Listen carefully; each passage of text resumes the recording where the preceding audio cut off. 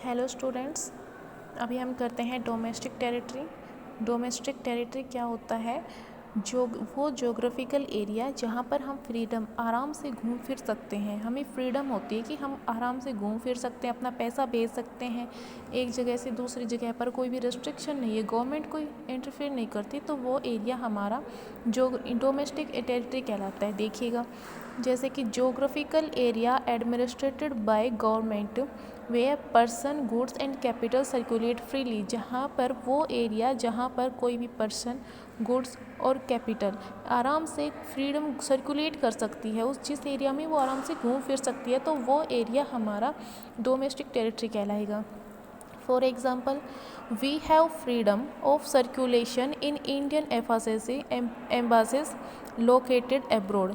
अगर हमारा कोई भी इंडियन एम्बासीज है, जो इंडियन एम्बासीज मतलब जो भारतीय राजदूत है जो विदेश में जाकर रह रहा है, जहाँ वो जो एम्बासीज बनी जो हुई है ना फॉरेन कंट्रीज़ में, अगर वहाँ पर उसको फ्रीडम दी गई है कि वो आराम से घूम फिर सकता है उस एरिया में, तो वो एरिया हमारा इंडिया का एरिया कहलाएगा, डोमेस्टिक टेरिटरी कहलाएगी वो। देखिएगा, so they are part of domestic territory in India, तो वो पार्ट हमारा इंडिया का डोमेस्टिक टेरिटरी कहलाती है। नेक्स्ट एग्जाम्पल क्या है? We do not have freedom. अगर हमें फ्रीडम नहीं है of circulation in foreign embassies located in India, अगर इंडिया में कोई भी एम्बासीज है और उस एम्बासीज में फॉरेन कंट्रीज़ को फ्रीडम नहीं दी गई है, तो वो डोमेस्टिक टेरिटरी नहीं कहलाएगा फॉरनर का। So they do not come under domestic territory in India. वो एरिया हमारे इंडिया की टेरिटरी में नहीं आएगा, डोमेस्टिक टेरिटरी में नहीं आएगा। मतलब वो जगह है जहाँ पर इंडियन लोग उनको फ्रीडम होती है कि आराम से घूम फिर सकते हैं, अपना पैसा एक जगह से दूसरे जगह भेज सकते हैं, अपने कोई भी गुड्स भेज सकते हैं, तो वो एरिया इंडिया के एरिया में आएगा। ठीक है, जैसे कि अब आता है हमारे पास domestic income and national income. Domestic income, national income क्या होती है? Sum total of factor income generate by normal resident of Indian वो ऑफ कंट्री। वो इनकम, ऐसी इनकम जो नॉर्मल रेजिडेंट ने एक अकाउंटिंग ईयर में कमाई है। मतलब जो भी नॉर्मल रेजिडेंट, इंडिया के जो भी नॉर्मल रेजिडेंट हैं, उन लोगों ने जितना पैसा जो फैक्ट्री इनकम कमाई है पूरे साल में, वो उस साल की क्या हो गई? National income. उसके बाद क्या आता है? Domestic income. डोमेस्टिक इनकम क्या होती है? Sum total of factor income generated with in domestic territory of Indian. एक जो इंडिया की बाउंड्री है, इंडिया की बाउंड्री के अंदर जितने भी लोग हैं, चाहे वो रेजिडेंट हो नॉन रेजिडेंट हो, उन लोगों, देखिएगा, इंडिया की बाउंड्री के अंदर जितने भी लोग हैं उन लोगों ने जितनी फैक्टर इनकम कमाई है एक साल में, तो उस इनकम को हम डोमेस्टिक इनकम बोलते हैं। क्यों? क्योंकि वो एक इंडिया की बाउंड्री के अंदर जो कमाया, जो डोमेस्टिक टेरिटरी के अंदर जितनी भी इनकम कमाई गई है, जितनी भी फैक्टर इनकम कमाई गई है, चाहे वो नॉर्मल रेजिडेंट ने कमाई हो या चाहे नॉन रेजिडेंट ने कमाई हो, उसका टोटल हमारा डोमेस्टिक इनकम कहलाता है। अब देखिएगा, नेशनल इनकम को एक्सप्रेस करने के तीन मेथड है। तीन मेथड कौन कौन से हैं? देखिएगा, ये क्या है? हमारा प्रोड्यूसर सेक्टर। ये क्या है? House hold sector. Producer sector क्या करता है? गुड्स और सर्विसेज देता है। प्रोड्यूसर सेक्टर गुड्स और सर्विसेज देता है हाउस होल्ड सेक्टर को, वो अपनी चीज़ें बेचेगा हाउस होल्ड सेक्टर को। हाउस होल्ड सेक्टर पेमेंट कर रही है, ये देखिए इधर, payment goods and services cost. House hold sector ने कुछ भी चीज़ें खरीदी है जो प्रोड्यूसर सेक्टर से, उनकी पेमेंट की है, तो ये पेमेंट की क्या हो गया? Market price. National income at market price, ये मार्केट प्राइस है, जिन प्राइस पर इन हाउस होल्ड सेक्टर ने चीज़ें खरीदी है वो मार्केट प्राइस है, उनकी पेमेंट कर रहे हैं, तो ये क्या है? National income at market price. ठीक है, और दूसरी ये क्या है? प्रोड्यूसर सेक्टर क्या कर रहे हैं, प्रोड्यूसर सेक्टर फैक्टर लेते हैं हाउस होल्ड सेक्टर से। फैक्टर ये कहाँ से लेते हैं, हाउस होल्ड सेक्टर से। तो पेमेंट करेंगे ना फैक्टर की, factor cost, payment factor cost, जितने भी फैक्टर इन लोगों ने लिए होंगे प्रोड्यूसर सेक्टर ने, उसकी पेमेंट हाउस होल्ड सेक्टर से की। प्रोड्यूसर ने हाउस होल्ड की पेमेंट, हाउस होल्ड को फैक्टर कॉस्ट की पेमेंट की। तो ये क्या हो गई हमारी, जितना भी पैसा उसने पेमेंट किया एक साल में, ये क्या है, national income at factor cost, national income at factor cost. देखिए ये क्या है, सिम्बा INI, यानी कि एक साल में जो भी हमारे नॉर्मल रेजिडेंट हैं उन लोगों ने जितनी भी फैक्टर इनकम कमाई है, हाउस होल्ड सेक्टर में जितने भी हमारे नॉर्मल रेजिडेंट इन लोगों ने जितनी फैक्टर इनकम कमाई है उसका टोटल क्या होता है, national income at market price. देखिएगा इसको हम क्या बोलते हैं, फैक्टर पेमेंट मेथड, कि फैक्टर पेमेंट की है प्रोड्यूसर ने, डिस्ट्रीब्यूट मेथड, इनकम मेथड, ठीक है। जो हमारा national income at market price है इसको हम क्या बोलते हैं, प्रोडक्ट मेथड, प्रोडक्ट मेथड, क्योंकि प्रोडक्ट खरीदा इन लोगों ने उसकी पेमेंट की है, उसी के बेस पर हमने नेशनल इनकम का मेज़र किया है, national income at market price.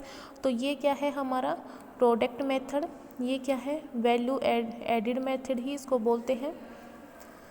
अब देखिएगा एक तीसरा मेथड क्या है कि हाउस होल्ड सेक्टर ने जितना भी पैसा कमाया होगा उसका कुछ पार्ट उसने खर्च कर दिया होगा, कंज्यूम कर दिया होगा, और कुछ पार्ट उसने सेव किया होगा।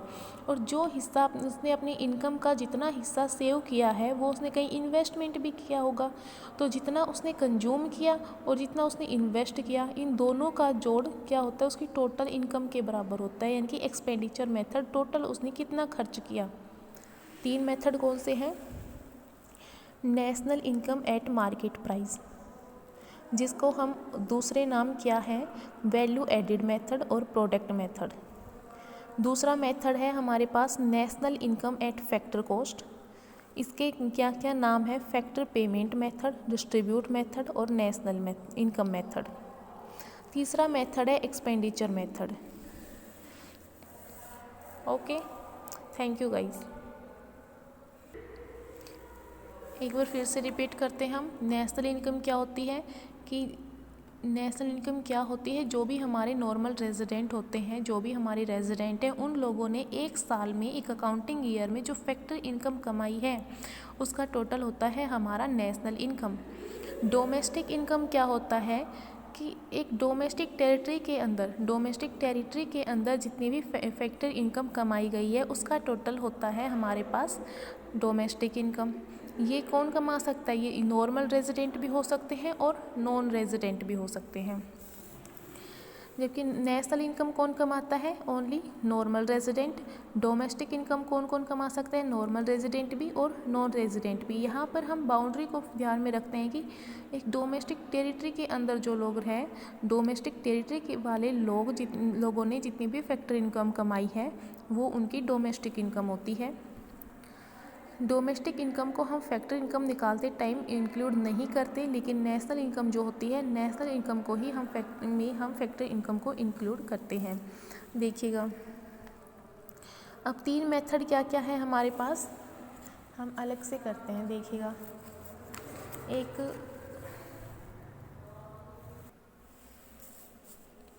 देखिएगा गाइस, ये क्या है हमारे पास, हाउस होल्ड सेक्टर है, ये क्या है, हाउस होल्ड सेक्टर है, ये क्या है, प्रोड्यूसर सेक्टर है। ठीक है, हाउस होल्ड सेक्टर के पास क्या होता है, फैक्टर होते हैं। अब ये इन फैक्टर को क्या करता है, house hold sector in factor को प्रोड्यूसर सेक्टर के पास को देता है। हाउस होल्ड सेक्टर इसने इन फैक्टर्स की सर्विसेज प्रोड्यूसर सेक्टर को दी। प्रोड्यूसर सेक्टर बदले में कुछ देगा, फ्री में तो लेगा नहीं, या नहीं ये फ्री में देने वाला है।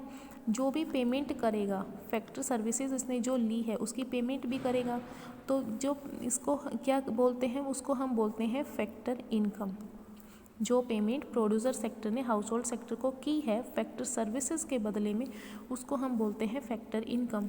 अब फैक्टर इनकम के बेस पर जब हम नेशनल इनकम निकालते हैं तो ये हमारा मेथड होते हैं national income.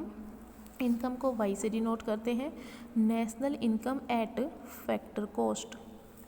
National income at factor cost, ये हमारा एक तरीका हो गया नेशनल इनकम निकालने का। किस बेस पर निकाला है? फैक्टर इनकम के बेस पर निकाला है। इसके और दूसरे नाम क्या होते हैं? इसके दूसरे नाम होता है इनकम मेथड, इनकम मेथड, ये इसी का नाम है। फैक्टर कॉस्ट मेथड,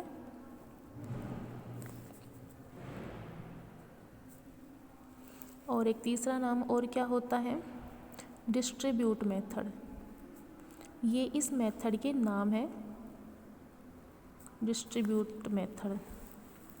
अब देखिएगा, ये हमारा एक तरीका हो गया फैक्टर कॉस्ट निकालने का, इसको हम बोलते हैं national income at factor cost.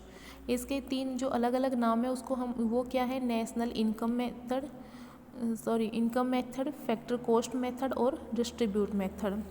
अब ये क्या है हमारे पास? जो फैक्टर कॉस्ट आई है, फैक्टर कॉस्ट के फॉर्म में जितना भी पैसा हाउस होल्ड सेक्टर के पास आया है, ये इस पैसों का क्या करेगा?